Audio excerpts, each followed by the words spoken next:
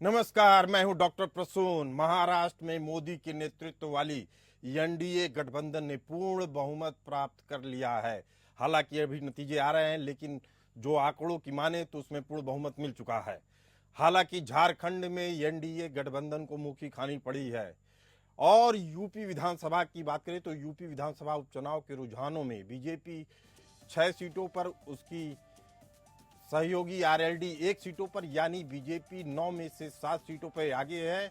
BJP गठबंधन और Samajwadi party 2 सीटों पर आगे है। गाजियाबाद के से बीजेपी के संजू शर्मा आगे दिख रहे हैं। खैर से बीजेपी के सुरेंद्र द्रिलेर आगे हैं। फूलपुर से बीजेपी के दीपक पटेल आगे हैं। कुंदरकी से बीजेपी रामवीर सिंह आगे माने जा रहे हैं। मीरापुर से आरएलडी के मिथिलेश पाल आगे हैं। सीसामऊ से सपा के नसीम सोलंकी आगे हैं। करहल से सपा के तेज प्रताप सिंह आगे हैं। कटहरी से बीजेपी के धर्मराज निषाद आगे हैं। झारखंड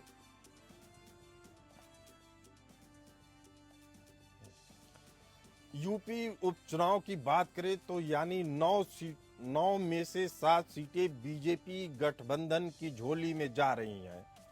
समाजवादी पार्टी को 2 सीटों का नुकसान होता हुआ दिख रहा है। 2 सीटों पर वह आगे है। पिछले विधानसभा चुनाव की बात करें तो उसमें बीजेपी समाजवादी पार्टी 4 सीटों पर आगे थी और अब उसमें से 2 सीटें घट गई हैं इस उपचुनाव में और बीजेपी 9 में से 7 सीटें जीतकर आगे बढ़ रही है। बीजेपी गठबंधन 1 सीट पे आरएलडी बढ़त बनाए हुए है। इस तरीके से देखा जाए तो समाजवादी पार्टी को बड़ा झटका लगा है। कांग्रेस ने इस चुनाव में समाजवादी पार्टी को पूरा समर्थन दिया था और ऐलान किया था कि वह किसी भी सीट पे चुनाव नहीं लड़ेगी, यानी सारे दल समाजवादी पार्टी के पीछे खड़े थे। लेकिन अब समाजवादी पार्टी को झटका लगा है।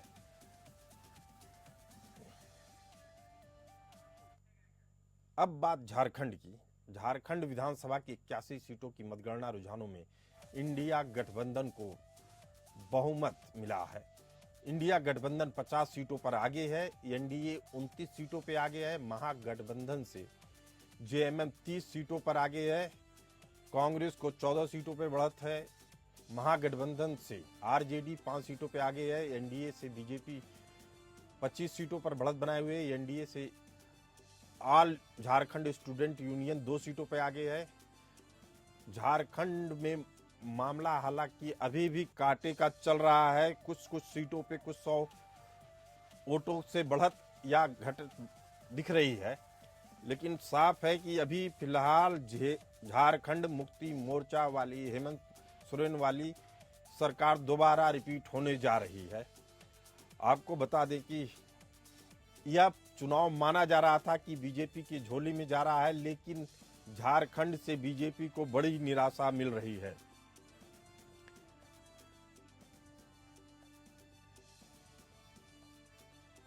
हमारे साथ संवाददाता नीरज सिंह बोकारो से जुड़े हुए हैं। नीरज, क्या ये बीजेपी के लिए बहुत बड़ा झटका है यह चुनाव? देखिए प्रसून जी, बिल्कुल। अगर जो नतीजे दिख रहे हैं, जो रुझान दिख रहे हैं, ये साफ तौर पर जाहिर हो रहा है इससे कि एनडीए की जो एग्जिट पोल में दिखाई जा रही थी बढ़त, वो साफ तौर पे दिख रहा है कि एनडीए को बड़ा झटका है। क्योंकि अगर हम कह लें तो झारखंड में जिस तरीके से एनडीए के जितने भी स्टार प्रचारक आए थे, उन्होंने घुसपैठ के मामले को लेकर जो लगातार प्रचार किया था, वो कहीं भी दिखता नजर नहीं आ रहा है। और जिस तरीके से जेएमएम की अगर हम बात करें या हेमंत सोरेन की सरकार की बात करें, तो आपको मैं बता दूं कि विगत पिछले 4 महीने पहले उन्होंने एक योजना की शुरुआत की थी जिसका नाम था मैया सम्मान योजना। इस मैया सम्मान योजना के तहत झारखंड की सभी महिलाओं को उन्होंने आच्छादित किया था। 1,000 रुपए, अगर हम कहें तो 1,000 रुपया हर महीने वो जो उनके खाते में सीधे डाल रहे थे। तो इसका असर हमको लगता है चुनाव में जिस तरीके से वोटिंग प्रतिशत दिख रहा है, जिस तरीके से रुझान आ रहे हैं, वो साफ तौर पे जाहिर करता है कि ये मैया योजना जो है झारखंड के हेमंत सोरेन सरकार के लिए एक, अगर हम कह लें तो एक बहुत ही अच्छी योजना साबित हुई है, जिसके चलते जो महिलाएं, अगर हम कह लें कि भागीदारी बहुत ज्यादा होती है चुनाव में उनका वोट का, और ग्रामीण क्षेत्रों में निकलकर महिलाएं काफी वोट करती हैं। तो कुल मिलाकर अगर हम देख रहे तो झारखंड में मैया सम्मान योजना का जो है एक जो इन्होंने अटैक किया था एनडीए पर, वो साफ तौर पे जो है ये अटैक जो है दिख रहा है कि जिस तरीके से वोट प्रतिशत है और जो आंकड़े दिख रहे हैं वो साफ तौर पे जाहिर कर रहे हैं कि मैया सम्मान योजना जो है सफल हुई है हेमंत सोरेन की जो सरकार की। जी चलिए ठीक है, हमारे साथ रांची से संवाददाता हिमांशु है। हिमांशु जी, बीजेपी के लिए बड़ा झटका, लेकिन ट्रम्प कार्ड क्या था हेमंत सोरेन का?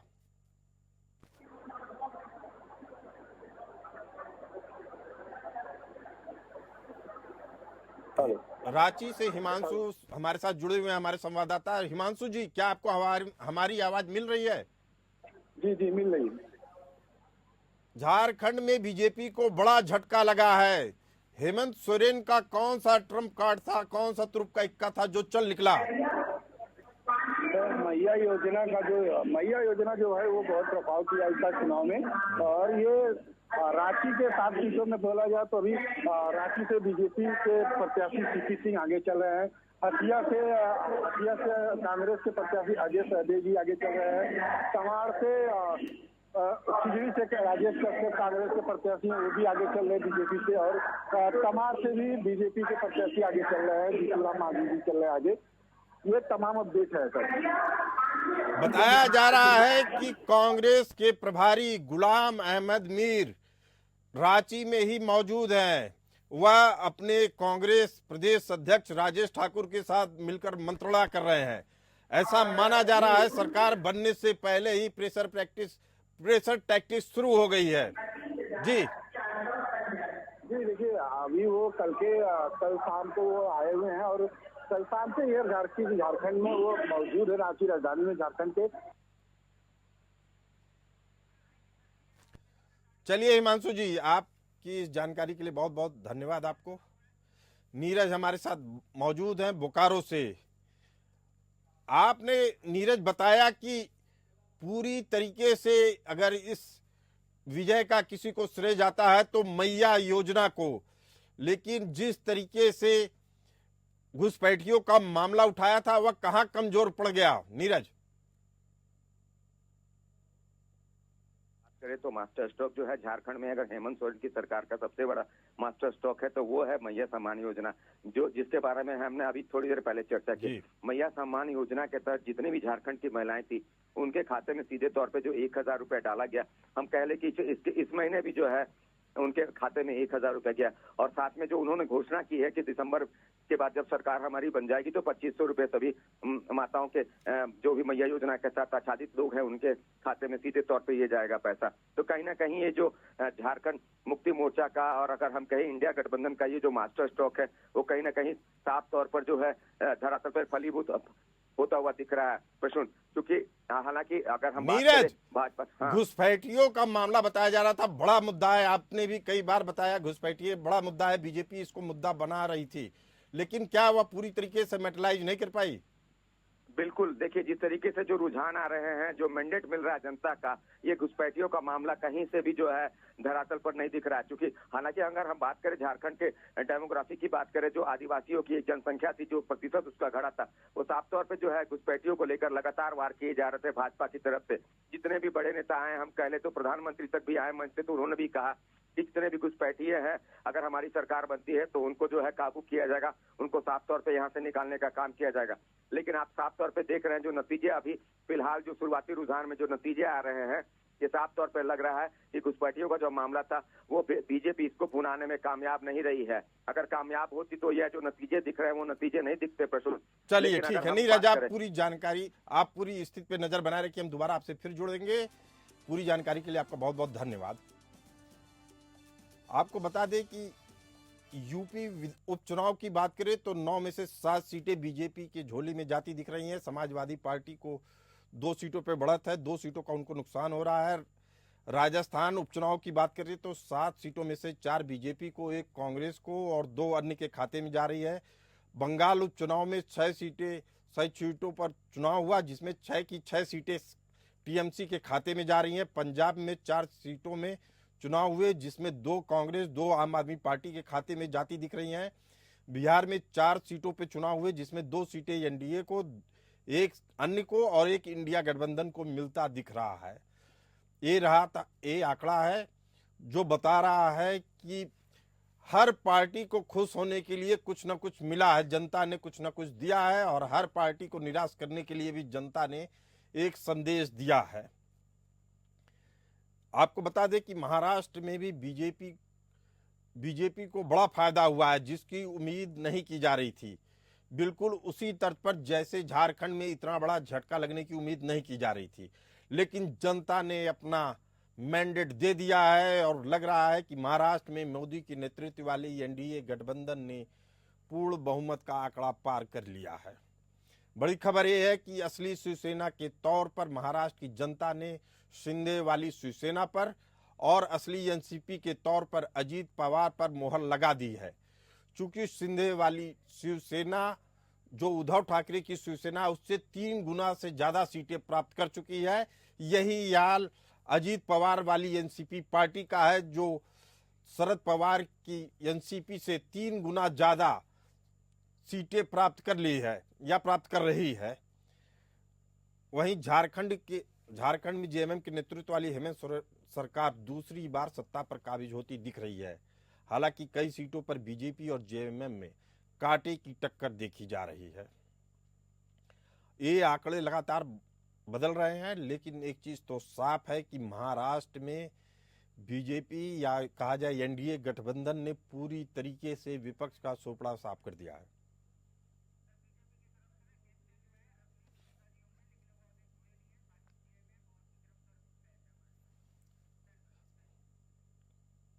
झारखंड के नतीजे हमें चौंका रहे हैं। हमारे साथ मौजूद हैं विक्रम किलपड़े जी, इंडिया लीगल डिजिटल के एडिटर हैं। आपका बहुत बहुत स्वागत है विक्रम जी। हमारे साथ मौजूद हैं मोहन कर्मकार जी, प्रवक्ता जेएमएम के। आपका भी बहुत बहुत स्वागत है। मोहन कर्मकार जी, आपको बहुत बहुत बधाई, लेकिन इस मिलने वाली जीत का श्रेय किसे देना चाहेंगे आप?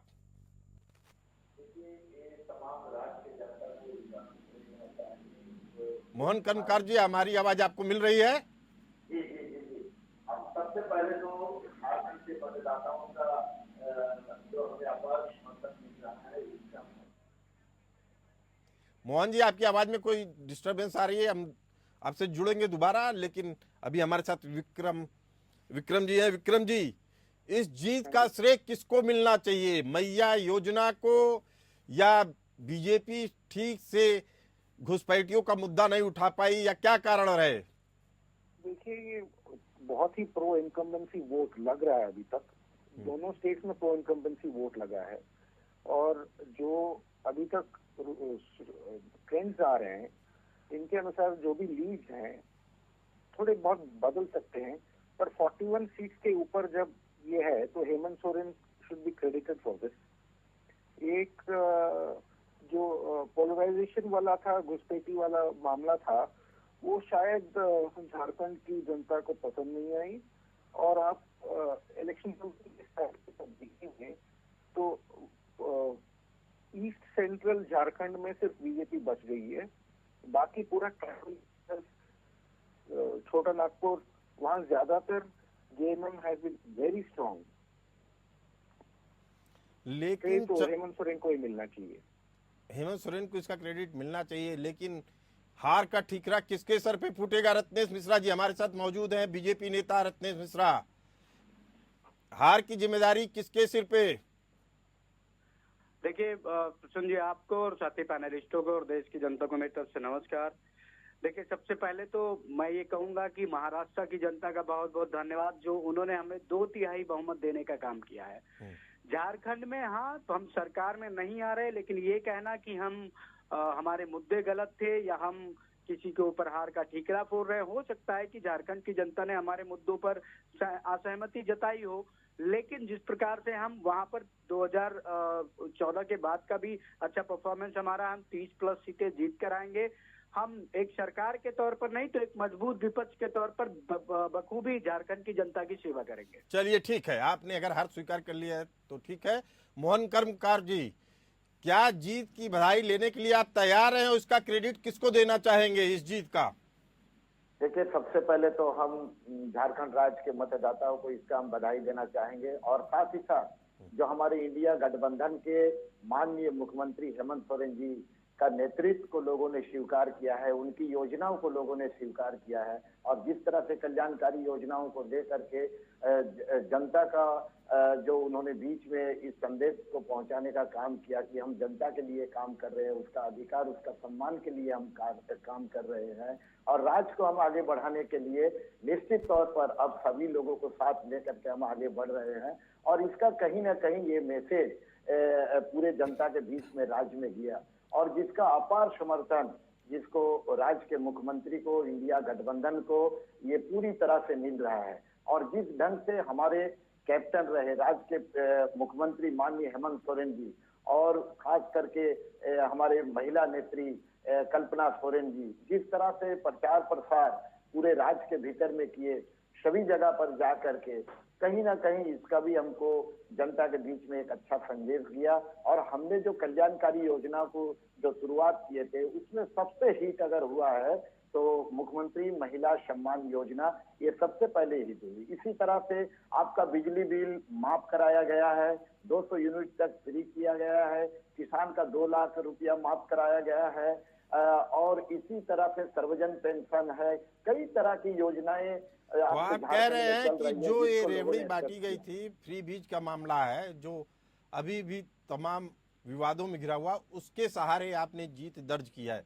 विकास की गंगा बहाई, इस पे आप नहीं बोल रहे हैं कि विकास की गंगा हमने बहाई थी, उस पे जीत मिली? जी नहीं, हमने विकास की योजनाओं को लेकर के हम जनता के बीच में गए हैं और जनता उसको एक्सेप्ट किया है। और जो हमारे भारतीय जनता पार्टी जो जिस तरह से यहाँ पर जिन मुद्दों को लेकर के वो आए थे, झारखंड की जनता ने उसको नकार दिया है, उसको कहीं का भी, क्योंकि उनका जुमला को लोगों ने जान चुका है और लोगों को जाति के नाम पर, धर्म के नाम पर, बहरी भित्री के नाम पर। अच्छा मोहन कर्मकार जी, आपको जीत की बधाई देता हूं, लेकिन आप जो कह रहे हैं कि वह मुद्दे नहीं थे, तो क्या आप मानते हैं धर्मांतरण झारखंड में कोई मुद्दा नहीं है? नहीं, जिस तरह के मुद्दा को लेकर के भारतीय जनता पार्टी आए थे उस मुद्दा को हमारे राज्य के भीतर जनता ने उसको नकार दिया है। और हमने विकास के मुद्दा को लेकर के जनता के बीच में हम गए थे और जिसका कहीं ना कहीं हमको उनका अपार समर्थन मिल रहा है, उसका लाभ हमको मिल रहा है। ठीक, ये मेरा कहना है। विक्रम जी, जिस तरीके से आदिवासी अस्मिता का सवाल बीजेपी उठाती रही और जिस तरीके से आदिवासी नायकों का महिमा मंडन किया गया, भगवान बिरसा मुंडा की प्रतिमा लगाई गई, उसके अलावा धर्मांतरण का बड़ा मुद्दा उठाया गया, आदिवासियों के शोषण की बात कही गई, लेकिन कहीं भी कोई मुद्दा असर नहीं डाला मतदाताओं पे, उसका क्या कारण देखते हैं आप विक्रम जी? हेमंत सोरेन का जो अरेस्ट हुआ था इन केस में, that has backfired very badly on BJP and इन्होंने इतना केस होता तो फिर कर लेते, तो ठीक है, इसमें क्या ठीक। आपकी आवाज विक्रम जी कट रही है जी।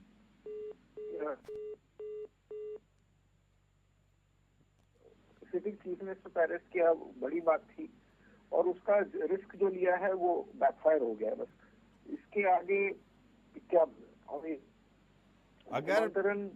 अगर हेमंत सोरेन की गिरफ्तारी को लेकर बैक फायर हुआ है तो लोग ये भी बोल रहे हैं, जो राजनीतिक विश्लेषक हैं, कि उनकी गिरफ्तारी तो उचित थी लेकिन चुनाव से ऐन पहले उनको फ्री कर दिया गया, वो भी एक बड़ा कारण था। यानी बीजेपी अपने आरोपों को सिद्ध नहीं कर पाई, जिसका खामियाजा उठाना पड़ा।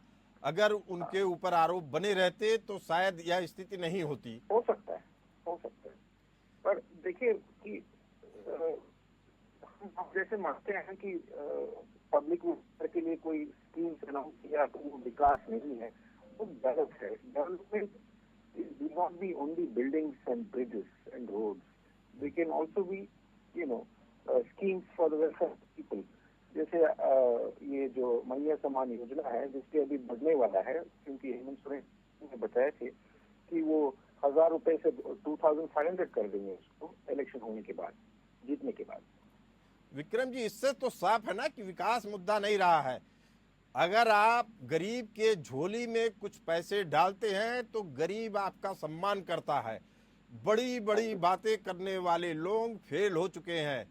विकास की गंगा से पहले गरीब की झोली भी भरनी चाहिए, यानी गरीबी इस तरीके से थी कि किसी को चंद हजार रुपए भी मिलते हैं तो अपना वोट आपको दे सकता है। यानी गरीबी बड़ा मुद्दा था जिसको शायद किसी भी दल ने नहीं छुआ। रत्नेश मिश्रा जी हमारे साथ मौजूद हैं। रत्नेश जी, चुनाव प्रभारी शिवराज सिंह चौहान जी ने बड़ी रणनीति बनाई थी, आपके प्रदेश संगठन प्रभारी डॉक्टर लक्ष्मीकांत वाजपेयी जी ने बड़ी रणनीति बनाई थी, लेकिन क्या उस मुद्दे को नहीं छू पाए जो गरीबी से जुड़ा हुआ था? रत्नेश मिश्रा जी, देखिए, भारतीय जनता पार्टी की चाहे केंद्र की सरकारें हों चाहे प्रदेश की सरकारें हों, गरीब हमारी योजनाओं का सदैव केंद्र बिंदु रहा है। और भारतीय जनता पार्टी ने अगर इस देश में 2014 के बाद किसी पार्टी की सरकार ने सबसे ज्यादा गरीबों के लिए काम किया है तो हमारी सरकार ने किया है। और हमारे आदरणीय प्रधानमंत्री जी तो ये कहते हैं कि गरीबों की वजह से ही भारतीय जनता पार्टी की सरकार चलती है, चाहे वो उनको गरीब अन्न कल्याण योजना के तहत चाहे उनको राशन देने की बात हो ताकि उनके भूख के मूल अधिकार को भरा जा सके, गरीब बच्चों के लिए स्कॉलरशिप देने की बात हो, या फिर अन्य जो गरीब किसानों के लिए, सीमांत किसानों के लिए किसान सम्मान निधि की बात हो, चाहे फसल किसान बीमा योजना की बात हो, लेकिन ये मुद्दा नहीं बन पाया। ये तो साफ है रत्नेश मिश्रा जी। और मोहन कर्मकार जी एक बड़ी बात कह रहे हैं मैया योजना ने उन गरीबों तक पहुंचने की कोशिश की जिनकी झोली खाली थी। आप देखिए, इन्हीं के इंडिया गठबंधन के साथी कांग्रेस पार्टी के नेता अभी महाराष्ट्र में हमारी इसी प्रकार की योजना को रेवड़ी बता रहे थे और वो ये यहाँ पर बैठकर ये बता रहे हैं। तो कहीं ना कहीं जिस योजना के दम पे ये यहाँ दांव भरते हैं उसी प्रकार की योजना के साथ तो हमने महाराष्ट्र में इंडिया गठबंधन कर दिया। आप सोचिए, लेकिन रत्नेश जी, इससे तो एकदम साफ है ना कि गरीबी दूर नहीं हो रही है। नहीं, देखिए, गरीबी क्यों नहीं दूर हो रही, आप अभी देख लीजिए, वर्ल्ड बैंक की एक रिपोर्ट आई है जिसमें ये कहा गया है कि जो भारत सरकार के और राज्य सरकारों के तमाम सारे कार्यक्रमों के द्वारा भारत में युवाओं को स्किल करके रोजगार के अवसर बढ़ाए गए और अगर रोजगार मिल रहा है, आप कह रहे हैं रोजगार के अवसर बढ़े हैं, लेकिन मोहन कर्मकार जी हमारे साथ मौजूद हैं, झारखंड मुक्ति मोर्चा के प्रवक्ता मोहन कर्मकार जी। क्या झारखंड में गरीबी खत्म हो चुकी है या नहीं? नहीं, ये 24 वर्षों में झारखंड को तो इन्होंने एकदम कंगाल कर दिया, गरीबी का ये स्तर को और नीचे ये ले गया। हमको ये 5 साल का जो मौका मिला और इस 5 साल के भीतर में हमने हर क्षेत्र में काम करते हुए यहाँ की हर स्थिति को सुधारने का प्रयास किया और इसी के तहत आप देखे होंगे कि यहाँ का रॉयल्टी, यहाँ का खनिज संपदा का पैसा केंद्र सरकार के पास 1,36,000 करोड़ रुपया बकाया है। उसकी भी हम केंद्र सरकार से बार बार मांग करते रहे कि वो हमारा जो अधिकार बनता है इस राज्य के लिए उसको आप हमको रिलीज कीजिए ताकि हम और कल्याणकारी योजना को हम बृहद रूप से आगे बढ़ाते हुए सभी लोगों को उसका न्याय, उसका अधिकार हम दे सके, राज्य को भी हम विकसित कर सके। इन तमाम चीजों को हम ध्यान में रखते हुए अपने राज्य के भीतर में काम कर रहे हैं हमारे माननीय मुख्यमंत्री हेमंत सोरेन जी। और इस काम को जनता ने पसंद जीत किया। के लिए मोहन कर्मकार जी आपको दोबारा बधाई देता हूं मैं। रत्नेश मिश्रा जी आपसे कहता हूं कि आप मंथन करिए। विक्रम जी आपको बहुत बहुत धन्यवाद अपने विचारों को रखने के लिए। इस चर्चा में फिलहाल इतना ही, हमें दीजिए इजाजत। चलते रहिए एपीएन न्यूज के साथ।